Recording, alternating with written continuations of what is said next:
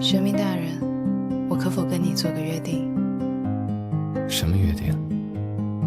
在风声鹤唳的年纪，我喜欢上了一个人，所以呢？所以，请你把这个秘密告诉风，因为风会吹遍整片森林。如果风过全林，他依旧不知呢？没关系啊，如果事与愿违，那一定另有安排。想好了。